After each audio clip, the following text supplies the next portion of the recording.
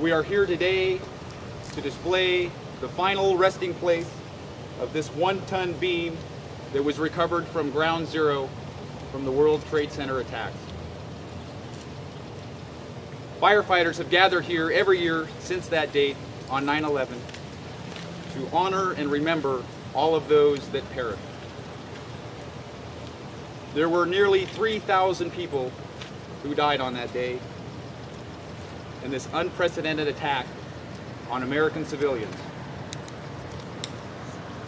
This artifact serves as a tombstone for each and every one. As the towers burned, hundreds of firefighters and police officers rushed inside to save lives and evacuate civilians. As the towers fell, 343 firefighters and 60 police officers perished, along with thousands of the citizens they were trying to save. Here before you is a timeless reminder of the sacrifice and loss of those who paid the ultimate price. A lot of the features in this memorial are symbolic, and I want to share what we have incorporated into our design. You'll note front and center we have 2 stainless steel towers. They are bright, shining in the sun, just as we all remember them on the New York skyline. The dichotomy is they are cradling the actual World Trade Center tower, which is dented, damaged, and decaying. This sculpture will be floating above a rubble base, yet to be installed, like a phoenix rising from the ashes, the rebirth. Also in our memorial, we have a stained glass memorial wall. There are 3,000 panels of glass in this wall, one for every person that was killed during the 9/11 attacks. 60 of those panels have been colored blue for the police officers and Port Authority security workers that were killed during the attacks. 343 of those pixels are red for the firefighters of New York who lost their lives on that day. We have also incorporated into our memorial a pentagon as the slab, of course, to honor the plane that was attacked. We have 4 trees planted around the memorial. Each tree is a living monument to the planes, flight crews, and passengers that were lost during that attack. We will have a grassy area in front of our memorial to represent the field in Pennsylvania where Flight 93 was brought down by passengers aboard and thwarted from its destination of the U.S. Capitol. Also, at our fallen firefighter park here, we have the fallen firefighter flagpole, which you see behind me. It flies at half staff for 3 days for every firefighter killed in the line of duty across America. On my left is our local fallen firefighter sculpture. This honored my fire captain, Bill Angel, who died in the line of duty, and will continue to honor future firefighters in your local neighborhood who perish in the line of duty. It's our local monument, our national monument, and our 9/11 monument. This park is a gift to all of you. It was built by these fine men and women in blue, all by firefighters. It's a way to honor not just the firefighters that were lost, but all the personnel who were lost during the attacks. It's a place of solace and refuge and remembrance. A place to quietly reflect and connect with your fellow man or sit in quiet contemplation. I'd like to share a bit of a story on my trip back to New York when I went back to retrieve this beam. It says a lot about the fire service, I think. My wife and I were touring at the World Trade Center Memorial. It was rather emotional, and I was glad it was raining at the time. About halfway through our tour of the memorial, I noticed New York police officers coming into the grounds, and they closed the memorial and they evacuated all the tourists. As we were leaving, I noticed that the new trade towers which were being erected were also being evacuated by police personnel. They didn't explain why. They just closed the monument and they closed the construction site and they vacated the entire property. Well, there were thousands of us in the street wondering what was going on. Was there another threat? What could possibly cause this city of New York to evacuate all these people?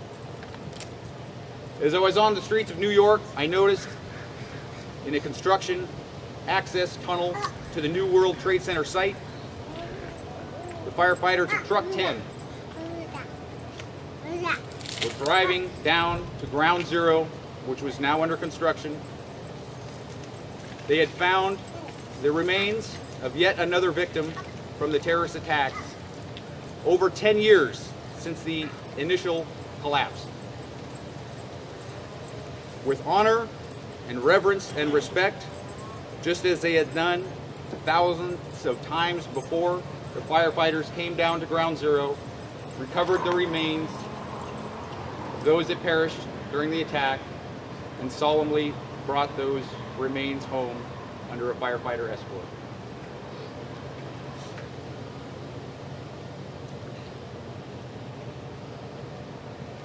I can think of no higher dedication to your fellow man.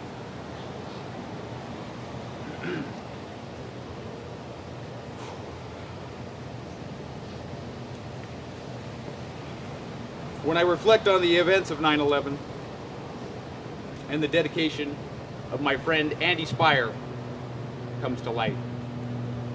Many of you in the fire service have known Andy.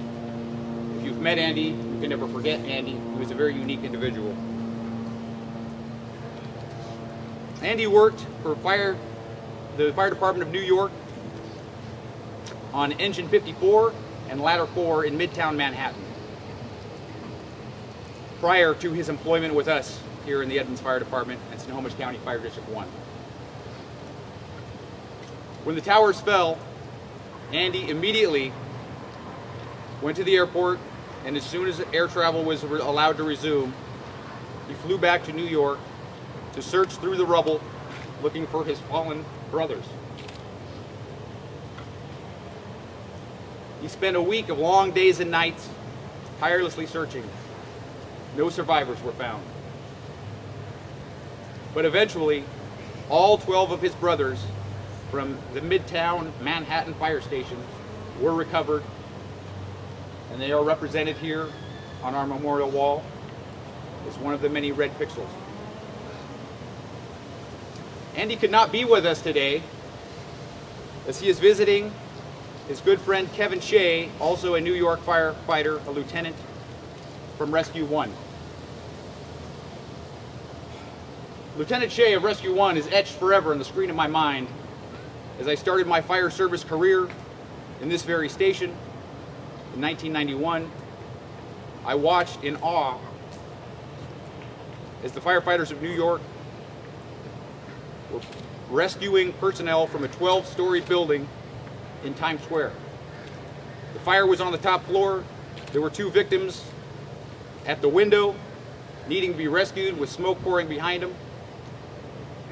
The members of Rescue Company 1 made it to the roof, and without an adequate anchor, tied a firefighter to the end of the rope, lowered him over the building's parapet, down to the man trapped at the windowsill with no anchor. The only thing holding this firefighter were the 3 fellow firefighters on the roof with rope in hand. When he descended to the window, he rescued the individual and was lowered down to the floor below, where he was safely rescued. There was a second victim that needed to be rescued. So Kevin Shea was tied to the end of a rope, lowered down with one less firefighter as an anchor, now only two, and he performed the same rescue on the opposite side of the building. Successful rescue, brought the second victim into the floor below with only two firefighters on the roof holding him and a victim at the end of a rope. It was the most amazing rescue I've ever seen. And as a new firefighter entering my career, I was wondering if this is a task I would have to perform. Fortunately, city ordinance in Edmonds has no 12-story buildings. They are only 5. So I slept just a little better that night. But it was still unnerving.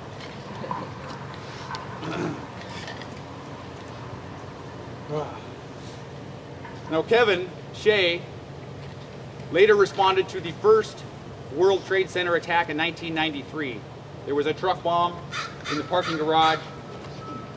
Lieutenant Shea fell through the crater, shattered both of his legs, and unfortunately ended his fire service career.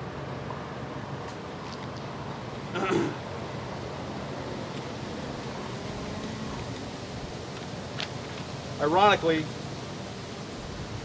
the 3 other firefighters from Rescue Company 1 that Kevin Shea put his life in their hands, they responded on September 11th, 2001 to the World Trade Center attacks. None ever returned to their station. As much as I wish Andy were here with us now, I think he is needed elsewhere. And I'm happy to say that he and Lieutenant Shea are together on this hallowed day somewhere in Montana, far from tall buildings and disasters.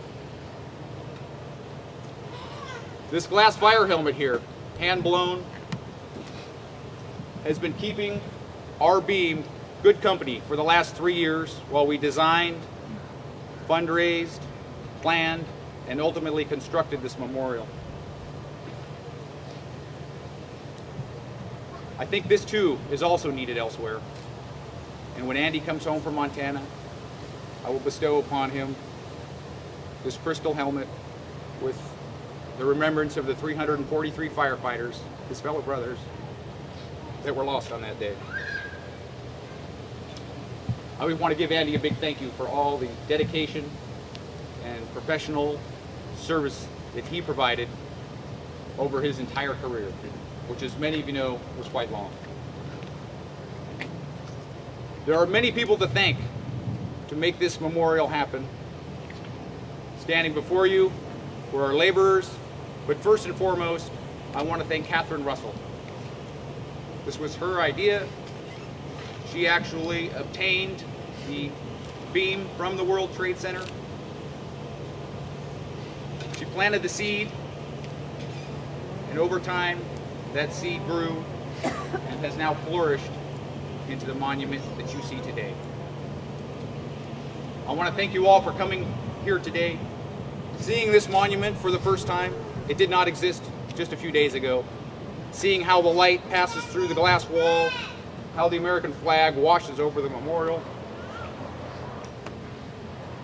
I hope you find it a fitting tribute to those that were lost. Thank you very much for your time. I would like to turn the podium over to the mayor, who would also like to say a few words.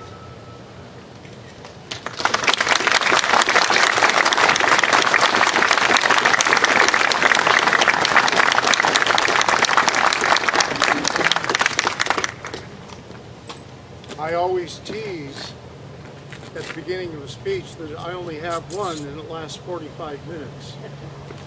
That's not the case today. I'll be very brief.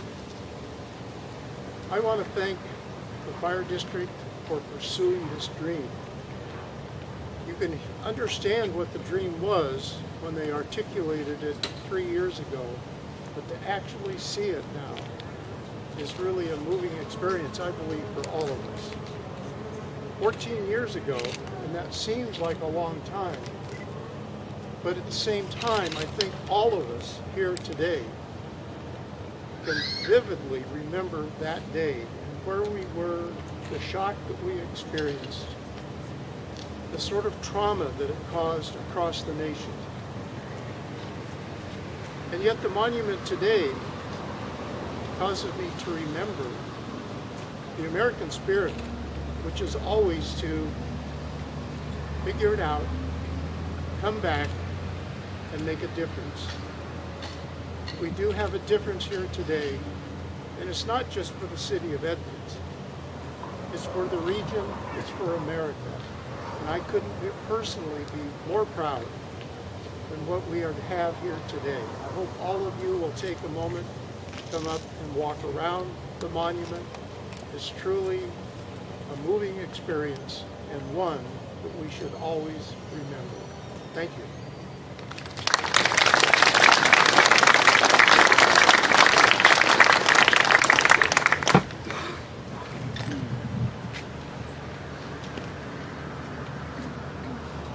Even though Captain Andy Spire could not be with us today, he did want me to share a few words on his behalf.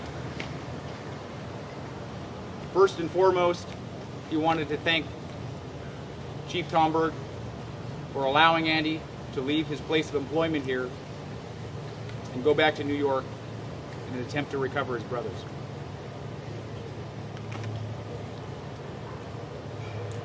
Those of you who know Andy the android, as we sometimes call him, he was generally not a very emotional kind of guy. But the events of September 11th had an impact that he couldn't even really talk about for nearly a decade. He's still a human, even though not all of us thought he was. He thought he was superhuman at some times, super ambitious.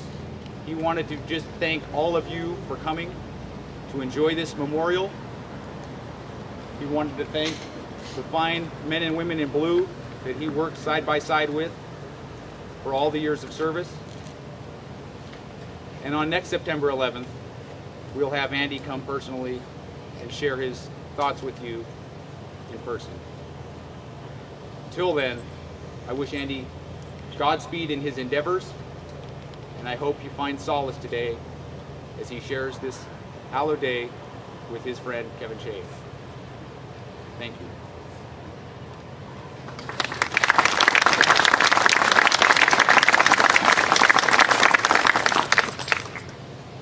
We will now have Debbie Dawson play Amazing Grace for us. It's a tradition in the fire service. Typically we have a piper. Today we have a bugler.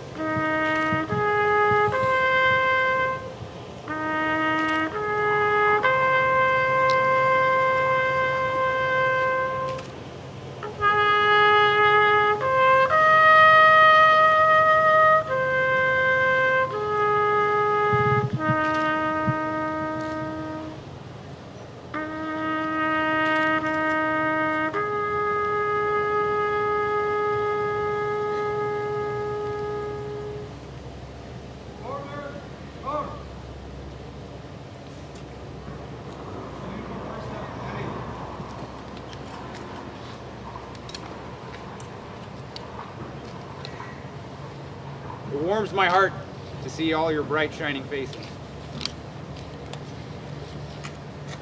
14 years ago on this day, on a clear blue sky, we all watched in horror as the attacks unfolded before our eyes. And for those of you that can't make it back to New York, can't make it back to the World Trade Center Memorial, we wanted to bring a piece of New York back to you. May you find solace and comfort and closure visiting our park from here and into the future for generations to come. Thank you so much for attending. Please come and enjoy the park anytime, day or night. Thank you.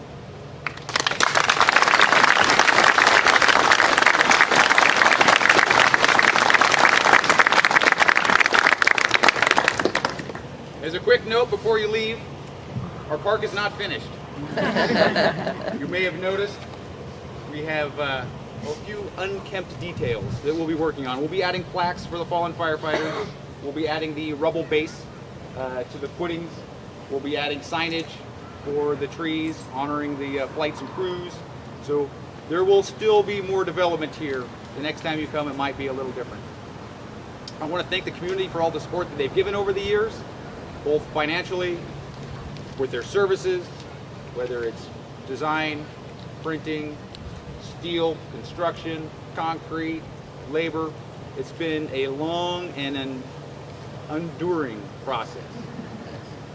To carry on this process, we have still some t-shirts.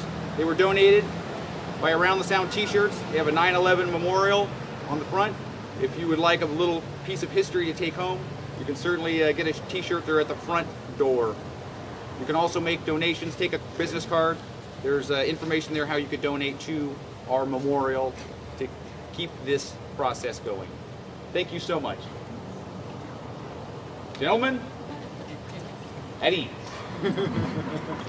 Thank you.